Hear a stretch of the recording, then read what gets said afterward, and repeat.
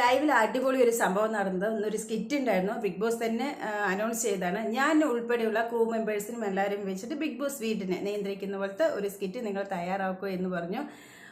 എപ്പോഴാണ് ബിഗ് ബോസിൻ്റെ പണിയാൻ കിട്ടുക എന്ന് വിചാരിച്ചിരുന്ന കണ്ടസ്റ്റന്റുകൾ ബിഗ് ബോസിന് ശരിക്കൊന്ന് തേച്ചൊട്ടിച്ചു എന്ന് പറഞ്ഞ് ബിഗ് ബോസ് ചോദിച്ചു വാങ്ങി ഇറന്ന് വാങ്ങി എന്നൊക്കെ പറയുന്ന പോലെയില്ല. അവസാനം ബിഗ് ബോസ് സുല്ലിട്ട് ഗംഭീരം തൃപ്തിയായി. നിങ്ങളെ കൊണ്ട് ചെയ്യാനേ പറഞ്ഞുള്ളൂ. നിങ്ങളിങ്ങനെ ചെയ്ത് ഇങ്ങനെ തേച്ചൊട്ടിക്കുന്നു വിചാരിച്ചില്ല എന്ന ലെവലിലായിരുന്നു. എല്ലാം വളരെ ഗംഭീരമായി. അതുപോലെ തന്നെ ഗബ്രി ബിഗ് ബോസ് ആയിട്ടും ഡയറക്ടർ ശ്രീരേഖയായിട്ടും പ്രൊഡ്യൂസർ ആരാണ് ജിൻഡോ ആയിട്ടും അടിച്ച് പൊളിച്ചു എന്ന് പറഞ്ഞാലും പോരാ. ഈ ഒരു ഷോ നടത്തുന്നതിന് അത്രയും ബുദ്ധിമുട്ടാണ്. 1000 രൂപ, അതായത് പ്രൊഡ്യൂസറായ ജിൻഡോ 1000 രൂപ ഭാര്യയുടെ അലമാരയിൽ നിന്ന് തപ്പിപ്പിടിച്ച് ഭാര്യ കാണാതെ കട്ടുകൊണ്ട് വന്നിട്ടാണ് ഈ ഷോയിൽ ചെലവ് നടത്തുന്നത്. ഇവരും പൈസയ്ക്ക് ഭയങ്കര ബുദ്ധിമുട്ടായതുകൊണ്ട് എന്ത് ചെയ്യുക? പച്ചക്കറിയിൽ കാശ് കൊടുത്തിട്ടില്ല, പിന്നെ പലവ്യഞ്ജനത്തിന് കാശ് കൊടുത്തിട്ടില്ല, പാലിൻ്റെ അവിടെ കാശ് കൊടുത്തില്ല, മുട്ടയ്ക്ക് കാശ് കൊടുത്തിട്ടില്ല, ഇറച്ചിക്ക് കാശ് കൊടുത്തിട്ടില്ല. അങ്ങനെ ബിഗ് ബോസ് വീട്ടിലുള്ളവർക്ക് തിന്നാനായി വാങ്ങിയിടുന്ന പല സ്ഥലങ്ങളിലും പൈസ കൊടുത്തിട്ടില്ല. പ്രൊഡ്യൂസറിൻ്റെ അടുത്താണെങ്കിൽ കാശില്ല, ഉള്ളതാകെ 1000 രൂപയുള്ളൂ. അതും ഭാര്യയുടെ അലമാരിൽ നിന്ന് കൊണ്ടുവന്നാണ്. ഇനി എന്ത് ചെയ്യും? ഡയറക്ടർ വന്നിട്ട് ഈ പ്രൊഡ്യൂസറിൻ്റെ കൂടെ ഈ 1000 രൂപ വെച്ച് എന്തോന്നും ഉണ്ടാക്കാനാണ്? ഇവിടെ ഇത്രയും കാര്യങ്ങൾ നടക്കാണ്ട് ഈ 1000 രൂപയ്ക്ക് എന്തുണ്ടാക്കാനാവും? അങ്ങനെ ബിഗ് ബോസും ഡയറക്ടറും പ്രൊഡ്യൂസറും കൂടി ആലോചിക്കുന്നു. ഉടനെ ഈ വീട്ടിലുള്ളവരുടെ ഉപ്പ് കട്ട് ചെയ്യുക, പകുതി അവർ അങ്ങനെയൊക്കെ ഉണ്ടാക്കിയാൽ മതി. ഉപ്പ് കട്ട് ചെയ്തെന്ന് പറഞ്ഞാൽ കുറേ സംഭവങ്ങൾ ഉപ്പില്ലാതെ അങ്ങനെ കൂടുതൽ ചെയ്യില്ലല്ലോ. കറികൾക്കൊന്നും ഉപ്പില്ലെങ്കിൽ ടേസ്റ്റ് ഉണ്ടാവില്ല. അതുകൊണ്ട് ആദ്യത്തെ അവർ ഇതിൽ ബഡ്ജറ്റിൽ കുറയ്ക്കുന്നത് ഉപ്പാണ്. ഇനി ഉപ്പ് കൊടുക്കേണ്ട, ഒരു 2 ആഴ്ചത്തേക്ക് ഉപ്പ് കൊടുക്കേണ്ട. അപ്പോൾ അവർ ഓട്ടോമാറ്റിക്കായിട്ട് ആഹാരങ്ങളെല്ലാം കുറയുന്നു. അയ്യോ പൊളിച്ചു. കാരണം അവർക്കൊരു ഉപ്പില്ലാത്ത ഒരു വീക്ക് ഉണ്ടായിരുന്നു. ശരിക്കും ബിഗ് ബോസിനെ തേച്ചൊട്ടിച്ചു. അതെനിക്ക് നന്നായിട്ട് ഇഷ്ടപ്പെട്ടു. ബിഗ് ബോസ് ചോദിച്ച് വാങ്ങി അതൊക്കെ.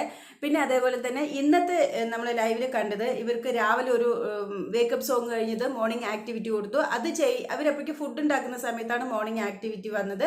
അപ്പോഴത്തേക്കും അത് ചെയ്ത് കഴിയുമ്പോഴത്തേക്കും അടുത്ത് പെട്ടെന്ന് കോസ്റ്റ്യൂം ചേഞ്ച് ചെയ്യാൻ പറഞ്ഞു. വേറെ ഒരു ഇതുണ്ട്, റെഡിയാകാൻ പറഞ്ഞു. അപ്പോൾ ഒരു ഫുഡ് ഉണ്ടാക്കാൻ വേണ്ടി പോയപ്പോഴത്തേക്കും അതും പറ്റിയില്ല. അവിടെ വെച്ചിട്ട് അടുത്ത പരിപാടിക്ക് പോയി. അങ്ങനെ ഉച്ചയായപ്പോഴത്തേക്കും ഫുഡായില്ല, എല്ലാവർക്കും വിശക്കാൻ തുടങ്ങി.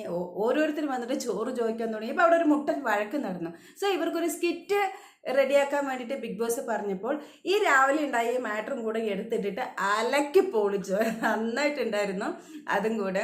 കാരണം അടിക്കടി സ്കിറ്റും ഈ രാവിലെ ഉറങ്ങിയണിച്ച് സമയം നോക്കി പാട്ടിട്ട് കഴിഞ്ഞാൽ പാട്ട് പഠിക്കുമ്പോഴേക്കും ഒരു സ്കിറ്റ് കൊടുക്കുക. അപ്പോഴേക്കും അടുക്കളയിൽ പോയിട്ട് വെക്കാനുള്ള സമയമില്ല. അത് കഴിഞ്ഞത് വേറൊരു ടാസ്ക് കൊടുക്കുക. അങ്ങനെ ഇവർക്ക് വെക്കാനുള്ള സമയമില്ലാതെ ബിഗ് ബോസ് നൈസായിട്ട് പണി കൊടുത്തില്ലേ. അതും അതിൻ്റെ കാരണം അവർ ബഡ്ജറ്റ് കുറയ്ക്കുന്നതിൻ്റെ ഭാഗമാണ് എന്നെല്ലാം പറഞ്ഞിട്ട് എന്താ പറയുക, നല്ല രീതിക്ക് തേച്ചൊട്ടിച്ചു. അതുപോലെ തന്നെ ക്യാമറമാൻമാരുടെ റോള് നന്നായിട്ട് ചെയ്തു. സിജോ, രശ്മിൻ, ഋഷി, ഇവർ 3 പേരുമായിരുന്നു.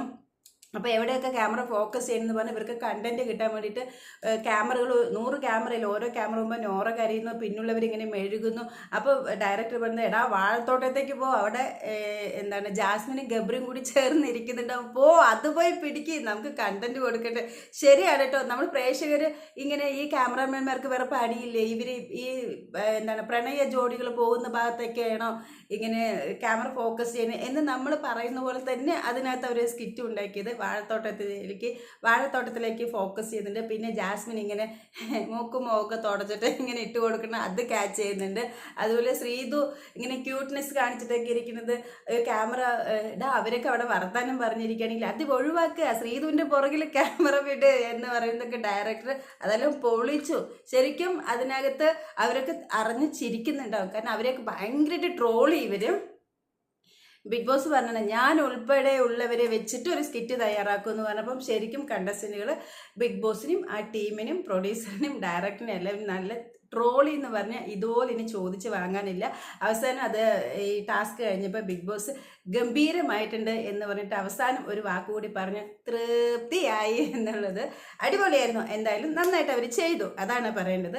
അത് ബിഗ് ബോസ് ആയിട്ട് ഗബ്രിയുടെ വോയിസ് കുറച്ചുകൂടി നല്ലതായതുകൊണ്ട് പെട്ടെന്ന് ഈ എന്താ പറയുക ബെല്ലടിക്കുന്ന സമയത്ത് ബിഗ് ബോസിന് ഓരോ ടൈം ഇത്ര എന്ന് പറഞ്ഞിട്ട് പറയണമല്ലോ.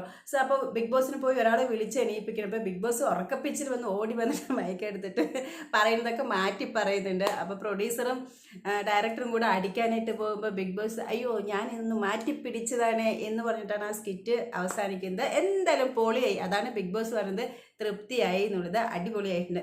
നമുക്ക് ലൈവിൽ കുറേയൊക്കെ കാണാൻ പറ്റി. ഇനി 1 hour എപ്പിസോഡിൽ എത്ര വരും എന്നുള്ളത് അറിയില്ല.